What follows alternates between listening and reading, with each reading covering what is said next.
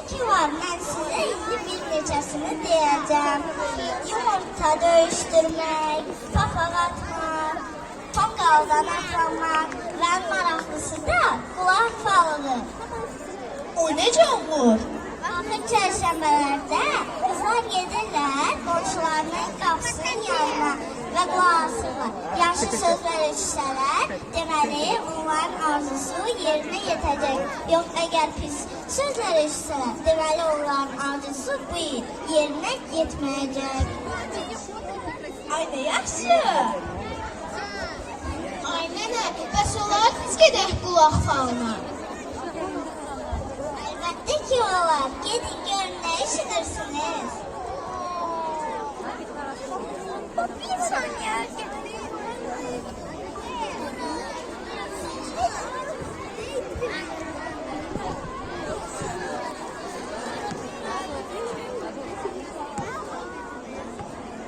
Kızlar, ve siz yumurtanın mənasını bilirsiniz. Ha, ondan yumurta döyüşdürürlər. Yok, tek şey o değil. Bakın neye benziyor? Aa, yer küresinə.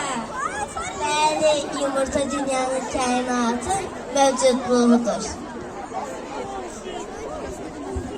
Nənə, biz eşitmişik ki, bir qız əlaçı olubdu və anası ona hədiyyə alır.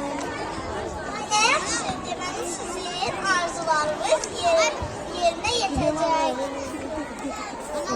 Əla.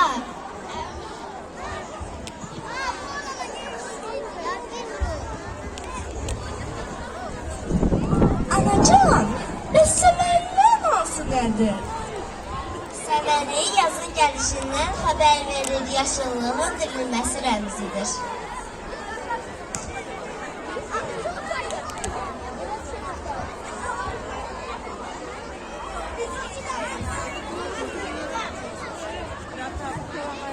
Ay nənə, bəs olar biz gedəkcə oğlanlar...